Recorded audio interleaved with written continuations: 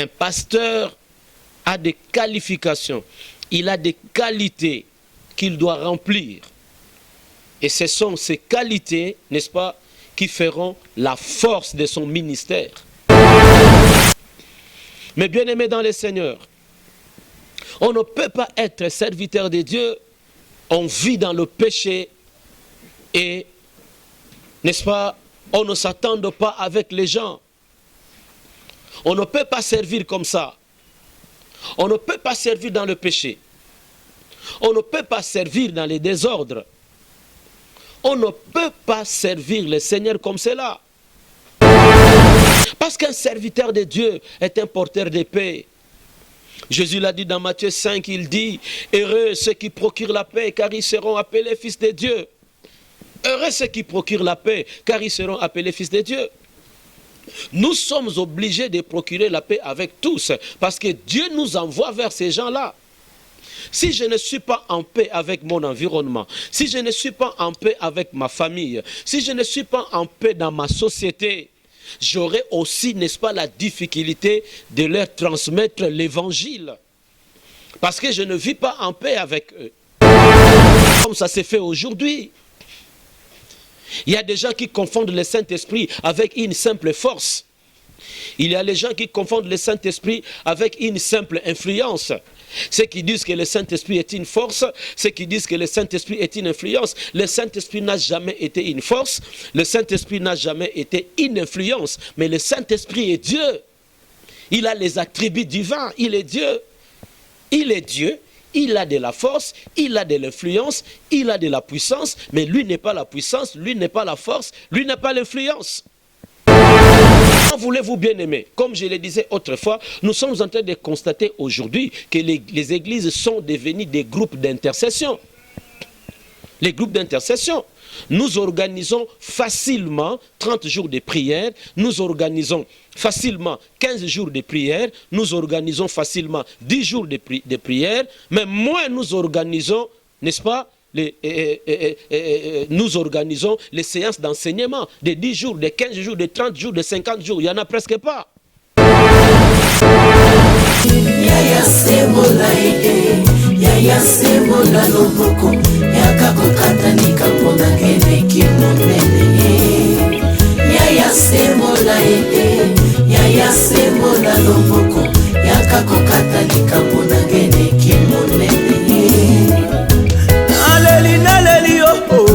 Naleli naleli ye soki nalingaki yokolo ye na motema na ngai ye soki nalingaki yo papa o na motema mobimba ezalaki te mpona mona o bapasi na bapasio ezalaki te mpona mona o pinzoli ye sembola loboko ye sembola ye sembola ye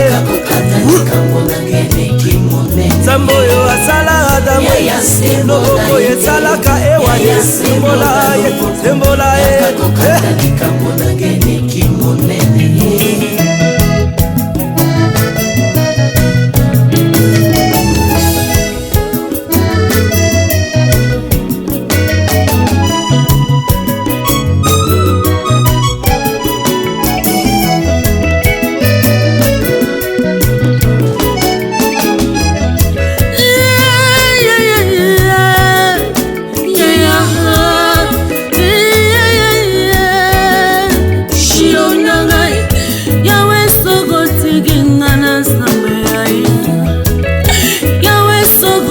Gingana suginde yawe yawe yakokotani kamonanga na sawe yaga papa lobelanga yakotelanga wapinza melenia wapinza mera bwame wapinza mera zaka yakota ya sembola ide ya sembola loboko yakakokatani kamonanga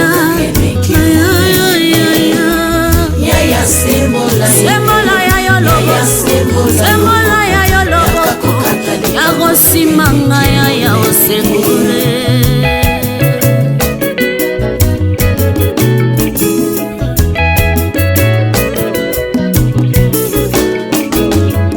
Muninga lubila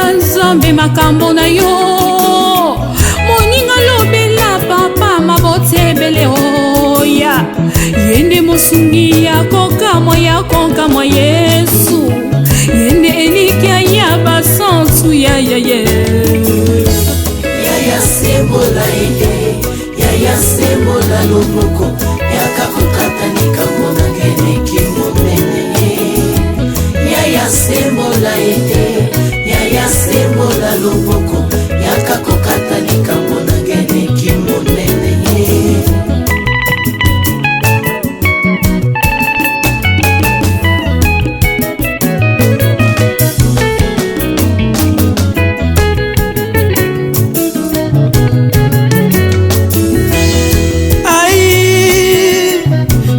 Je vagirai oza wapi nkolo mokono elati nzoto maninga mapesi yango nkombo nazuka wapi nakepa ya minganga o bango nyonso liloba se moko oza wapi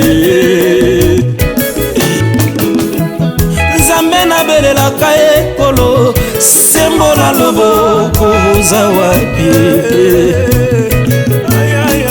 oyo nabelelaka butu na moye sembola loboko oza wapi.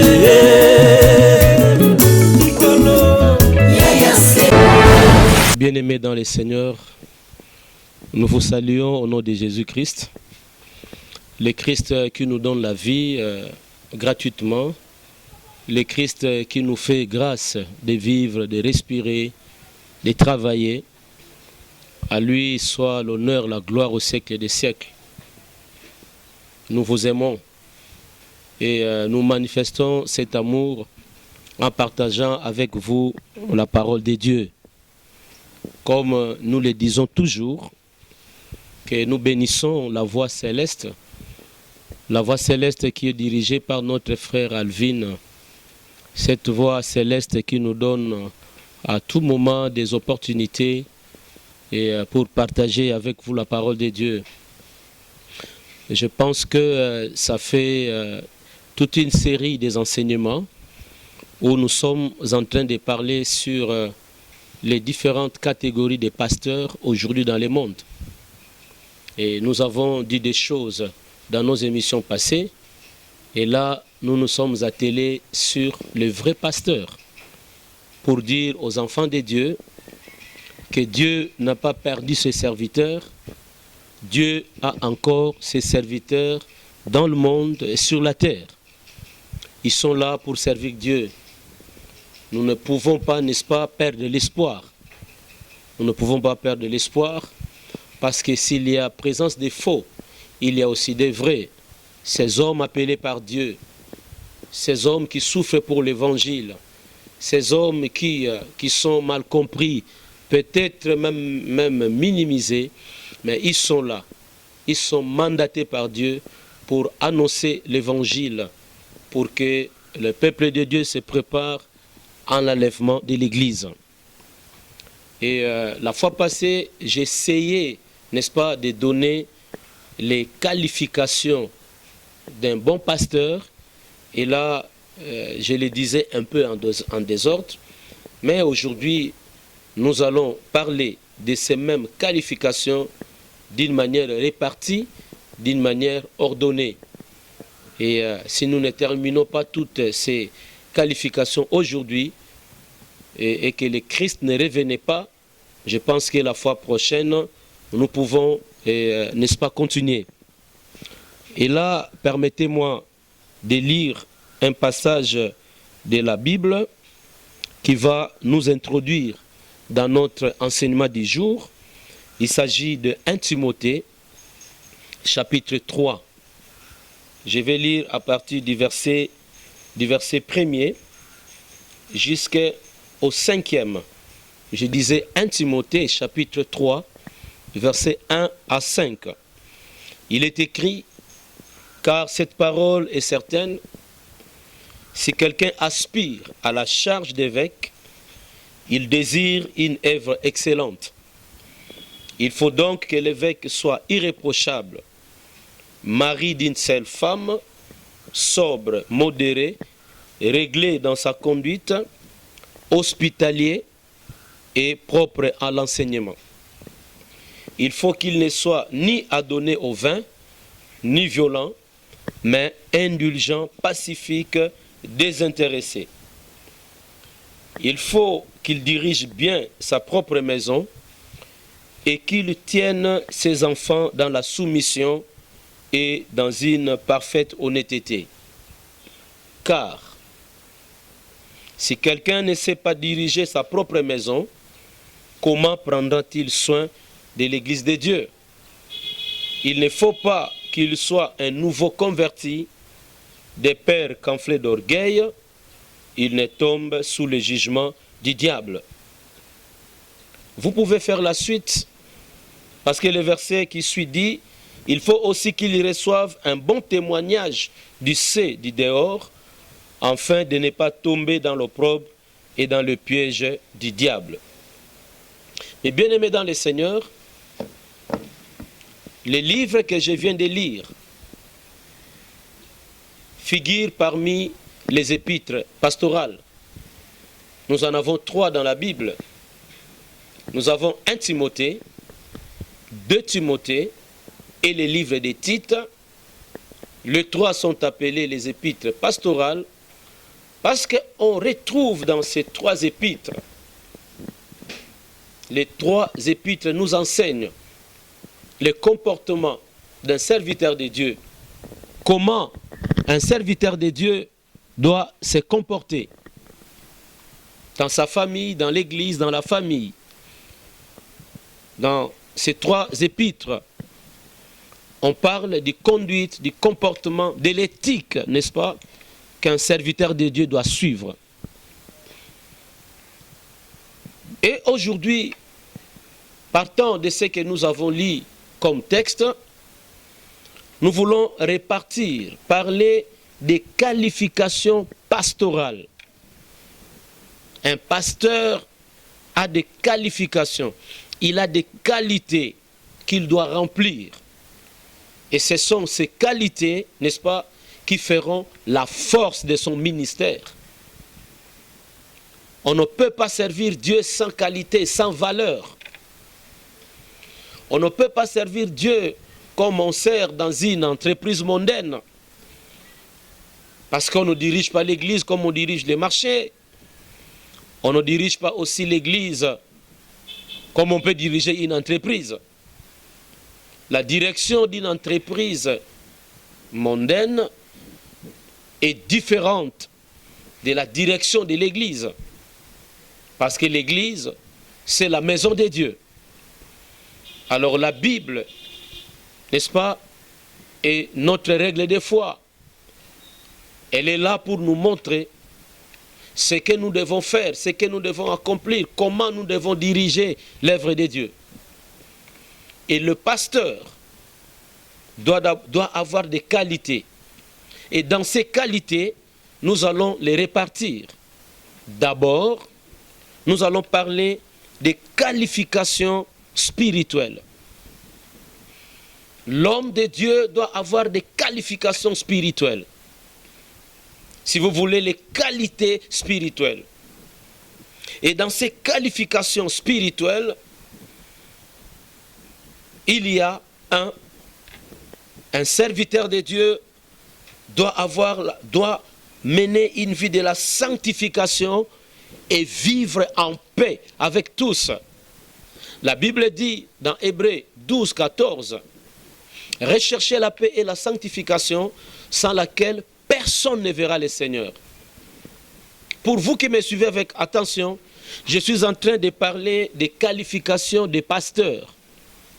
Et je voudrais, n'est-ce pas, séparer cela. Et dans ces qualifications, je parle d'abord des qualifications spirituelles, comme numéro 1 dans notre enseignement. Et dans ces qualifications spirituelles, je parle d'abord de la sanctification et la paix avec tous. Je vais me répéter, Hébreux 12, 14 dit, « Recherchez la paix avec tous et la sanctification sans laquelle personne ne verra le Seigneur. » Mais bien aimés dans le Seigneur, on ne peut pas être serviteur de Dieu, on vit dans le péché et, n'est-ce pas, on ne s'attend pas avec les gens. On ne peut pas servir comme ça. On ne peut pas servir dans le péché. On ne peut pas servir dans les désordres. On ne peut pas servir le Seigneur comme cela. La Bible nous appelle dans la sanctification. La Bible nous appelle dans la paix avec tous. Parce qu'un serviteur de Dieu est un porteur de paix. Jésus l'a dit dans Matthieu 5, il dit, « Heureux ceux qui procurent la paix, car ils seront appelés fils de Dieu. » Heureux ceux qui procurent la paix, car ils seront appelés fils de Dieu. Nous sommes obligés de procurer la paix avec tous, parce que Dieu nous envoie vers ces gens-là. Si je ne suis pas en paix avec mon environnement, si je ne suis pas en paix avec ma famille, si je ne suis pas en paix dans ma société, j'aurai aussi, n'est-ce pas, la difficulté de leur transmettre l'évangile. Parce que je ne vis pas en paix avec eux. Bien sûr, il y a des gens, n'est-ce pas, qui nous comprennent difficilement. Mais ce n'est pas à moi, n'est-ce pas, de creuser encore davantage devant ces gens. La première qualification d'un pasteur, c'est la vie de la sanctification et la paix, n'est-ce pas? Il doit vivre en paix avec tous. Deuxièmement, deuxième qualification spirituelle, un serviteur de Dieu, un pasteur doit être un modèle pour ses troupeaux. Le pasteur doit être un modèle pour les troupeaux. Paul a dit aux Corinthiens, soyez mes imitateurs. Il n'a pas eu peur. Il n'a pas eu peur. Et je pense que Paul n'était pas un Dieu. Il était un homme de la même nature que nous. Mais au moins il savait dans sa conscience, dans son esprit, qu'il était serviteur de Dieu. Et il n'a pas eu peur de dire à ses enfants spirituels de l'imiter. Parce qu'un serviteur de Dieu est un modèle pour les troupeaux. Ce que je fais comme pasteur, c'est ce que feraient facilement mes adeptes, mes troupeaux. Ils le feront facilement. Pourquoi? Parce que je suis le modèle. Je suis le modèle que les fidèles doivent suivre. Je suis le modèle à suivre. Et c'est cela la qualification, la deuxième qualification spirituelle. Être un modèle pour les troupeaux. Si je suis voleur, les troupeaux aussi deviendront facilement des voleurs. Si je suis impudique, les fidèles deviendront aussi facilement des impudiques. Et lorsqu'ils seront taquinés à la rue, ils diront, nous faisons ce que pratique notre pasteur. Nous sommes appelés à être des modèles du troupeau. Comme Paul le dit, je me répète, il a dit aux Corinthiens, soyez mes imitateurs. C'est-à-dire, le pasteur imite le Christ et les fidèles imitent leur pasteur. Bien sûr, ils peuvent aussi imiter Christ directement, mais ils ont un homme devant eux qui est leur berger, n'est-ce pas, qui est leur conducteur. Alors, ils sont là pour imiter ce que fait leur pasteur. Appelé à être un modèle pour les troupeaux. Troisième qualification, le pasteur, le serviteur de Dieu doit être attaché à la saine doctrine. Le serviteur de Dieu doit être attaché à la saine doctrine. La Bible nous décrit la doctrine. Et d'une manière terre à terre, je veux dire que la doctrine, c'est cet ensemble des enseignements que le Christ nous a laissés. Il y a la doctrine sur le Saint-Esprit. Que dit la Bible au sujet du Saint-Esprit? Il y a la doctrine sur le péché. Que dit la Bible sur le péché? Il y a la doctrine, n'est-ce pas? La doctrine eschatologique, c'est-à-dire les événements du temps de la fin. Il y a la doctrine du baptême. Donc la Bible nous a défini la doctrine et le serviteur de Dieu doit être attaché à la saine doctrine, c'est-à-dire à la vraie doctrine. C'est-à-dire il n'est pas appelé à prêcher les hérésies comme ça s'est fait aujourd'hui. Il y a des gens qui confondent le Saint-Esprit avec une simple force. Il y a les gens qui confondent le Saint-Esprit avec une simple influence.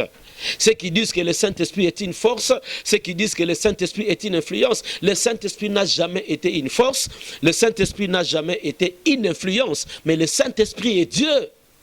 Il a les attributs divins, il est Dieu.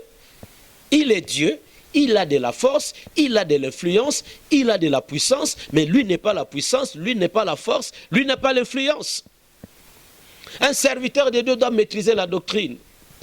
Mais bien aimé, ce n'est pas avec un seul message qu'on peut édifier l'église. Ce n'est pas avec un seul message qu'on peut rendre l'église stable. Ce n'est pas par un seul message qu'on peut supposer former l'église, former les fidèles. Non. Il y a une variété des enseignements. Variété des enseignements. Changement de thème. Là, bon, bien sûr, si nous voulons, n'est-ce pas, amener les chrétiens à la croissance, si nous voulons amener les chrétiens dans la maturité, donc nous devons varier ce que nous enseignons. Comment voulez-vous bien aimer? Comme je le disais autrefois, nous sommes en train de constater aujourd'hui que les églises sont devenues des groupes d'intercession. Les groupes d'intercession. Nous organisons facilement 30 jours de prière, nous organisons facilement 15 jours de prière, nous organisons facilement 10 jours de prière, mais moins nous organisons, n'est-ce pas, nous organisons les séances d'enseignement de 10 jours, de 15 jours, de 30 jours, de 50 jours, il n'y en a presque pas. Un serviteur de Dieu doit être attaché à la vraie doctrine, c'est-à-dire il ne peut pas prêcher les hérésies. Il ne peut pas soutenir les hérésies comme ça se soutient aujourd'hui. Le miracle est mal prêché aujourd'hui. C'est pas bon, il y a des gens, n'est-ce pas, qui prétendent être les distributeurs de miracles. Mais moi, je sais qu'il est écrit dans la parole de Dieu, voici les miracles qui accompagneront ceux qui auront cru. C'est-à-dire, quand nous sommes en Christ, quand nous sommes fidèles à Christ, il y a le miracle qui nous accompagne. Le serviteur de Dieu doit être attaché à la saine doctrine. Et la qualification suivante, un serviteur de Dieu, un pasteur, doit être stable dans sa foi. Le pasteur doit être stable dans sa foi. Il est malheureux de voir un serviteur de Dieu qui n'est pas stable. Il est serviteur de Dieu, il est prédicateur de l'évangile, mais il se dit à la recherche de la vérité. Il n'est pas stable dans son église. Il est tenté de chercher la vérité. Alors que la vérité, c'est le Christ. Quand tu racontes le Christ, tu racontes la vérité. Il faut être stable. La Bible dit, dans 1 Corinthiens 15, le verset m'échappe, la Bible dit, bien-aimés, soyez fermes et inébranlables, travaillant de mieux en mieux à l'œuvre du Seigneur, car votre travail dans le Seigneur ne sera pas vain. L'inébranlabilité, la stabilité. C'est-à-dire qu'un serviteur de Dieu ne peut pas flotter, n'est-ce pas? Ne peut pas flotter dans tous ces vents de fausses doctrines qui règnent. Il y a des gens que nous avons connus prêchant la sanctification, mais qui aujourd'hui appellent la sanctification un message passé. Autrefois, ils prêchaient le retour de Jésus.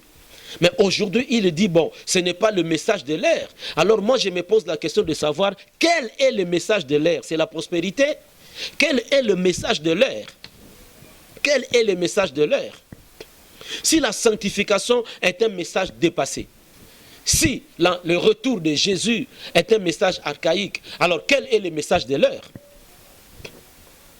Mais bien aimé dans le Seigneur, si on te donne la chair pour prêcher, ne raconte pas des histoires, ne raconte pas la beauté de ta femme, ne raconte pas le nombre de voyages, ne raconte pas n'importe quoi. Tu es là pour prêcher la parole, communique la vérité au peuple de Dieu.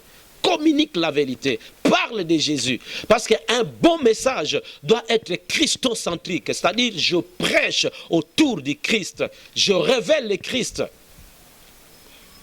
Nous ne sommes pas là, n'est-ce pas, pour prendre tout notre temps à la chair et parler de n'importe quoi. On prend 30 minutes où on parle seulement des voyages. Excusez-moi, je ne dis pas que voyager c'est mauvais. On peut parler du voyage dans son message, mais on ne peut pas prendre 30 minutes alors qu'on a peut-être 1 heure ou 50 minutes de prédication. On a gaspillé 30 minutes parlant des choses éphémères, des choses qui n'édifient pas. Et les gens mal enseignés, ils sont là en train d'acclamer, alors que l'homme qui est là devant, il s'est mis là-bas pour vous communiquer les oracles divins. Un serviteur de Dieu doit être stable. La qualification qui suit, nous sommes toujours dans les qualifications spirituelles. Un serviteur de Dieu doit avoir la maturité spirituelle. La maturité spirituelle. Nous regrettons aujourd'hui, bien-aimés, que vous pouvez rencontrer quelqu'un qui prêche bien. Quand il prêche, vous dites que c'est un serviteur de Dieu. Mais lorsque vous voyez, lorsque vous constatez sa manière de vivre, vous regrettez. Vous regrettez qu'il est encore immature. Il est encore immature. Sans maturité, je ne pense pas qu'on peut servir le Seigneur comme il se doit. La maturité spirituelle nous est imposée. Nous sommes obligés, nous, pasteurs, nous, serviteurs de Dieu, nous, prédicateurs de l'Évangile, nous sommes obligés, n'est-ce pas, de vivre dans la maturité spirituelle. Dans cette maturité, j'aurai une éthique particulière. Dans cette maturité, je saurai quoi dire, comment me comporter. Je peux être jeune, mais je dirige les vieux. Et je le ferai mieux si je suis mature. Parce que si quelqu'un n'est pas mature, il va confondre la pastorale et l'âge. Il va gronder les grandes femmes même devant les gens. Il ne saura pas collaborer, coopérer avec ceux qui sont plus âgés que lui. Attention, là, je ne suis pas en train de dire, n'est-ce pas, qu'on manque de respect aux pasteurs qui sont moins âgés. Ce n'est pas ce que j'ai dit. Le pasteur est une autorité spirituelle qui mérite le respect de tous les membres de son église. Mais j'ai dit qu'à nous, pasteurs, d'avoir la maturité spirituelle pour coopérer, n'est-ce pas, pour conduire ceux qui sont plus âgés que nous. Et la dernière qualification est spirituelle, c'est le pasteur, un serviteur de Dieu, doit être un homme humble. Le serviteur de Dieu n'est pas un homme orgueilleux. C'est quelqu'un qui se cache, c'est quelqu'un qui s'efface. Parce que je disais autrefois qu'il n'est pas une vedette. Il n'est pas une vedette. C'est un homme humble. C'est un homme qui s'efface. C'est un homme qui se réserve. Il peut être béni. Il peut être béni. N'est-ce pas? Il peut être béni, il peut avoir l'argent, il a des voitures, il a des parcelles, il voyage beaucoup. Mais vous remarquerez en lui l'humilité. Parce que l'humilité est un caractère spirituel propre aux enfants de Dieu, propre aux serviteurs de Dieu. La Bible dit Dieu résiste aux orgueilleux, mais il fait grâce aux humbles. Vous remarquerez dans la vie d'un homme de Dieu, dans la vie d'un pasteur, n'est-ce pas? Le pasteur qui garde encore l'authenticité des choses, ce sont des hommes humbles. Le pasteur doit être humble. Le pasteur ne doit pas être orgueilleux. Les serviteurs de Dieu ne se vantent pas. Même s'il a des charismes, même s'il est rempli du Saint-Esprit, même s'il prie, il y a des signes, il y a des prodiges, il y a des miracles qui s'opèrent, n'est-ce pas? Il remet cette gloire à Dieu parce qu'il sait que c'est Dieu qui agit. Nous sommes des instruments que Dieu utilise, mais nous ne guérissons pas. Cette qualité, cette qualification, elle est importante, l'humilité. Et d'ailleurs, la Bible dit que l'humilité précède la gloire. Celui qui veut la gloire doit être humble. Celui qui veut aussi la grâce de Dieu abonder et surabonder sur lui doit être humble. Parce que Dieu résiste aux orgueilleux, mais il fait grâce aux humbles. Je suis en train de parler des qualifications de pasteur, les qualifications de serviteur de Dieu. Et là, j'ai parlé de numéro 1, qualification spirituelle. Et maintenant, je vais passer au numéro 2. Et là, je vais parler des qualifications personnelles. Les qualifications personnelles, individuelles. En tant que pasteur, comme nous avons lu dans la Bible, je dois être sobre, tempérant. Je ne me donne pas au vin. Je dois être modéré, prudent dans mes agissements, modeste. C'est-à-dire que je n'aurai pas trop d'opinion sur moi-même. Je serai désintéressé. Je ne serai pas attaché à l'amour d'argent, bien que j'ai besoin d'argent. Je serai maître de moi-même.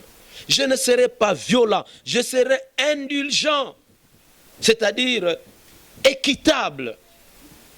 Et ça, c'est très capital. Un serviteur de Dieu doit être sobre. Il doit être tempérant.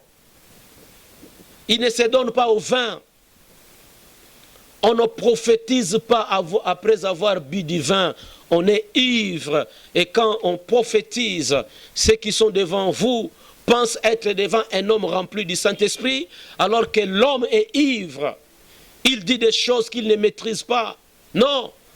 La Bible dit, ne soyez pas remplis du vin, c'est de la débauche, mais soyez remplis du Saint-Esprit. C'est par la puissance du Saint-Esprit que nous prêcherons l'évangile. C'est par la puissance du Saint-Esprit que nous annonçons les oracles divins. C'est par la puissance du Saint-Esprit que nous annonçons que le Christ est né. Il est venu sur la terre. Il est mort sur la croix. Il est ressuscité. Il est enlevé. Il est enlevé et il reviendra pour enlever l'Église.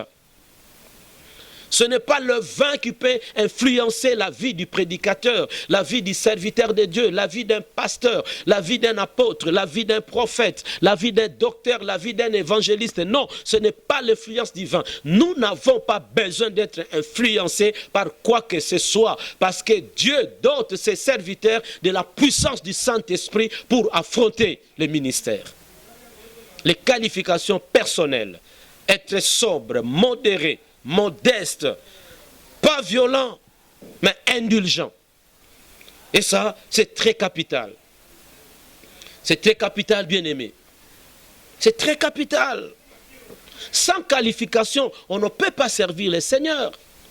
Sans qualification, on ne peut pas instruire, on ne peut pas éduquer les fidèles. On ne peut pas les éduquer. On ne donne que ce qu'on a. Pierre a dit au boiteux, je n'ai ni or ni argent, mais ce que j'ai, je vais te le donner.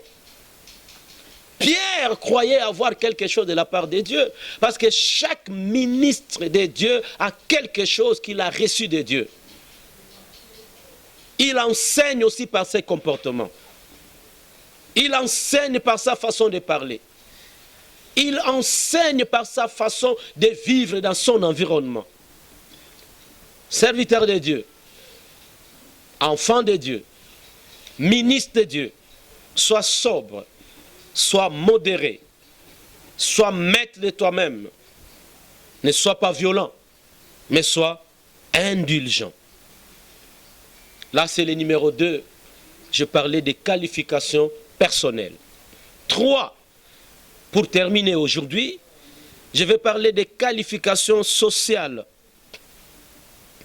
Les qualifications sociales. Mais bien aimés dans le Seigneur, le Christ nous a appelés. Mais nous ne servons pas parmi les esprits. Nous servons parmi les hommes. Nous servons le Seigneur dans la société. Dieu m'a appelé. Mais je ne sers pas Dieu au paradis. Je ne sers pas Dieu dans la planète Mars ou Vénus. Je sers Dieu sur la terre. Et sur la terre, il y a la société. Je vis avec les gens.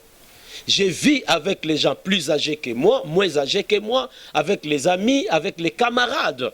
Et Dieu m'a appelé, il m'a donné le ministère de la parole. Je suis obligé d'avoir des qualifications sociales. Et dans les qualifications sociales, la première, c'est avoir une bonne réputation auprès des chrétiens et auprès des non-chrétiens. Ça, c'est très capital. Qualification sociale.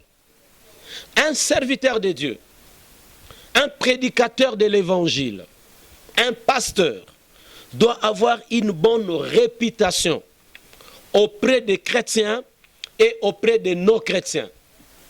Il y en a ceux qui disent que mes problèmes, ma vie ne concerne pas les gens. Non, non, non.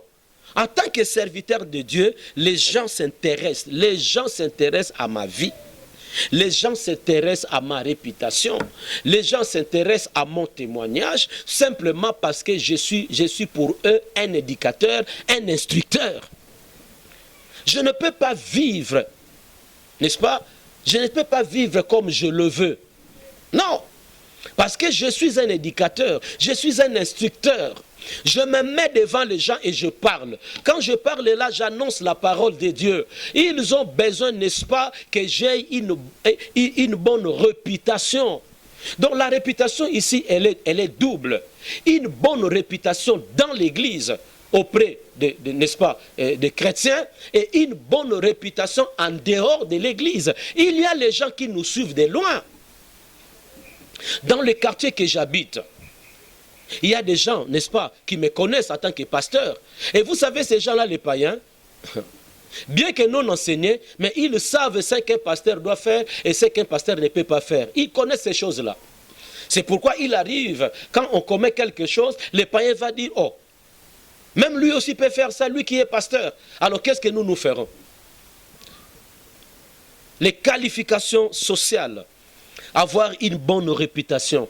Mais bien aimé dans le Seigneur, il y a beaucoup de gens qui ne se convertissent pas aujourd'hui simplement parce qu'ils voient des scandales, n'est-ce pas? Ils vivent des scandales, ils attendent n'importe quoi. Bon, je sais que dans les choses qu'ils attendent là, il y a aussi des faussetés. Mais il y en a ceux qui vivent des choses comme ça. Ils ont des témoignages, ils sont des témoins oculaires, ils ont vu des choses, ils ont entendu des choses. Et toutes ces choses-là leur bloquent, n'est-ce pas, de venir en Christ.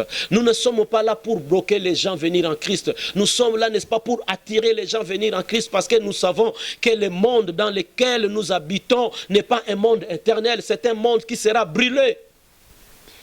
C'est un monde qui sera brûlé. Qualification sociale, avoir une bonne réputation.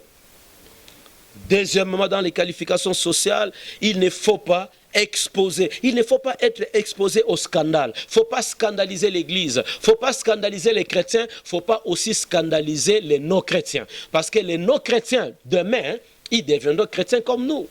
Alors moi, homme de Dieu, moi, serviteur de Dieu, moi, prédicateur de l'Évangile, je dois me réserver. Je ne dois pas m'exposer au scandale. Troisième chose, dans la qualification sociale, bien gérer les relations. Ça, c'est très capital. Il y a des serviteurs de Dieu, il y a des enfants de Dieu qui ne savent pas gérer les relations. N'est-ce pas? Tu trahis même celui qui te fait du bien. Tu trahis même celui qui te soutient. Tu trahis celui qui te soutient. Tu trahis celui qui te fait du bien. Mais tu vas briser les relations. Vous savez qu'il est dangereux de briser les relations parce que dans ma philosophie, j'ai toujours énoncé que Dieu bénit l'homme par l'homme, Dieu guérit l'homme par l'homme. L'homme est un instrument que Dieu utilise, n'est-ce pas, pour atteindre les hommes. Et pour sauver l'humanité, Dieu s'est fait homme. Alors, dans la qualification sociale, on nous demande de bien gérer les relations que Dieu nous donne. Nous devons bien gérer les relations. Et là, je ne dis pas qu'on entre en relation avec n'importe qui, non. Mais nous devons bien gérer les relations. Parce qu'à travers une relation, n'est-ce pas? À travers une relation, je peux obtenir une bénédiction. Mais il y a des gens qui vivent mal. Ils servent Dieu, mais ils vivent mal. Ils ne savent pas gérer les relations. Ils brisent les relations. Ils brisent des relations. Voyez? Jonathan avait bien géré ses relations avec David. Mais après sa mort, Mephibosheth était sauvé. David a cherché Mephibosheth. Il a récompensé Mephibosheth. Gère les relations. Je suis serviteur de Dieu, je dois bien gérer mes relations avec les membres de mon église. Je suis serviteur de Dieu, je dois bien gérer mes relations avec les autres pasteurs. Ne te tiens pas à la chair pour critiquer les pasteurs comme toi. Ne te tiens pas à la chair, n'est-ce pas, pour minimiser les pasteurs comme toi. Ne te tiens pas à la chair pour minimiser les autres serviteurs de Dieu comme toi. Mais bien aimés, nous servons le même Dieu. Et vous savez ce qui s'est passé dans l'Écriture. Les apôtres sont partis à l'évangélisation. Ils ont trouvé les hommes prêchant au nom de Jésus et ils les ont empêchés. Et ils sont venus joyeux, donner rapport à Christ. Et Christ va leur dire non, ceux qui prêchent à mon nom sont vos frères. Il n'y a aucun pasteur qui peut diriger le monde entier. On prend le monde entier, on donne à un pasteur qui le dirige, il ne saura pas. C'est pourquoi Dieu a donné à chacun de nous une partie, n'est-ce pas, des gens que nous devons diriger. Et nous devons bien gérer les relations. Et nous devons aussi nous accepter. Ça, c'est très important. La Bible dit dans Romains chapitre 12, la Bible dit que nous avons reçu de Dieu les dons différents. Et nous devons nous accepter, nous devons bien gérer les relations. Voilà, mes bien-aimés dans le Seigneur. Je ne voudrais pas abuser du temps, parce que les heures sont réparties. Je n'ai pas fini à énoncer ces qualifications. Si le Christ ne revenait pas, je vais continuer avec cela, je pense, le jeudi prochain. Mais je voudrais simplement vous demander de mettre en pratique tout ce que nous sommes en train d'enseigner. Nous pensons que nous vous communiquons la vie, nous vous communiquons les vérités bibliques pour qu'un changement réel, un changement authentique s'installe dans votre vie. Je prie Dieu qu'il vous bénisse. Je prie Dieu qu'il vous guérisse si vous êtes malade. Je prie Dieu qu'il donne solution aux urgences de votre vie. Je prie Dieu qu'il manifeste sa gloire, sa grâce dans votre vie. Je prie Dieu qu'il bénisse vos familles et que la parole écoutée soit mise en pratique. Que le Seigneur vous bénisse. À la prochaine occasion. Ciao.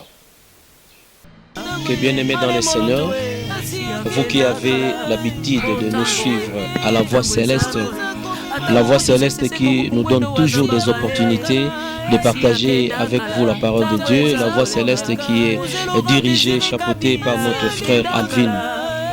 Nous sommes venus, comme annoncé la fois passée, que pendant 19 ans, nous avons travaillé. L'Église était locataire pendant tous ces 19 ans. Et par les différentes contributions des enfants de Dieu, selon les appels que nous avions lancés, Dieu nous a aidés. À l'heure actuelle, nous venons d'acheter un lieu, une parcelle, un lieu de culte. Mais seulement dans cette opération, là, nous venons de verser une grande partie et il y a une somme qui reste à verser pour que l'opération soit clôturée. Et la somme qui nous reste, c'est 16 000 $. Les 16 000 $ qui doivent être versés d'ici là pour clôturer l'opération. Et là, nous serons en possession des lieux. Et là, nous sommes en difficulté et nous ne pouvons pas, n'est-ce pas, établir les certificats d'enregistrement simplement parce que nous avons encore 16 000 $ dont nous devons remettre aux bailleurs, c'est-à-dire aux vendeurs. Et c'est pourquoi nous sommes venus vers vous, enfants de Dieu. Nous sommes venus vers vous, fils de Dieu. Nous sommes venus vers vous, filles de Dieu. Vous demandez par la grâce de Dieu, lui qui crée le vouloir et le faire, si jamais il touchait votre cœur, vous pouvez alors nous appeler, n'est-ce pas, pour nous envoyer votre contribution, afin que nous soyons à mesure, n'est-ce pas, de verser les 16 000 $ et entrer en possession de ces lieux de culte. Je ne voudrais pas vous promettre quelque chose, parce que je sais que c'est Dieu qui guérit et c'est Dieu qui bénit. Et vous pouvez vous souvenir de la parole de Jésus dans les évangiles. Il a dit, celui qui donnera même un verre d'eau à mon serviteur, il ne manquera pas la récompense. C'est-à-dire, c'est Dieu qui sait, parce que vous savez, quand quelqu'un bénit l'œuvre de Dieu, Dieu n'est pas toujours obligé de lui donner l'argent.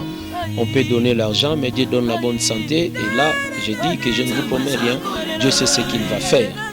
Vous pouvez nous appeler par la grâce de Dieu dans les 099 99 encore 29 538. Je vais me répéter, 099 99 encore 29 538. Et d'ailleurs, le numéro est affiché sur le bas de vos petits écrans. Vous appelez, nous allons discuter, nous allons parler et nous allons voir comment vous pouvez faire, n'est-ce pas, pour nous parvenir votre contribution. Votre contribution qui est la meilleure pour nous, votre contribution qui est un signe d'amour pour nous, votre contribution qui est la bienvenue pour que nous soyons à mesure de détenir le 16 000 $ versés au bailleur, parce que le délai est vraiment proche. Vraiment, nous avons un espoir. Pourquoi nous mettons de l'espoir? Parce que vous êtes des enfants de Dieu, vous êtes des fils de Dieu, vous êtes des filles de Dieu, capables, n'est-ce pas, de contribuer à l'œuvre de Dieu. Appelez-nous sur les numéros affichés sur les pieds de vos petits écrans. Nous aurons les 16 000. Nous allons clôturer l'opération. Dieu va se glorifier. C'est alors que nous parlerons après de la construction. En attendant, que Dieu vous bénisse. Que cette année, parce que nous sommes encore au mois de janvier, meilleurs vœux, que cette année vous soit favorable sur les différents domaines de votre vie. Soyez bénis au nom de Jésus-Christ. Amen.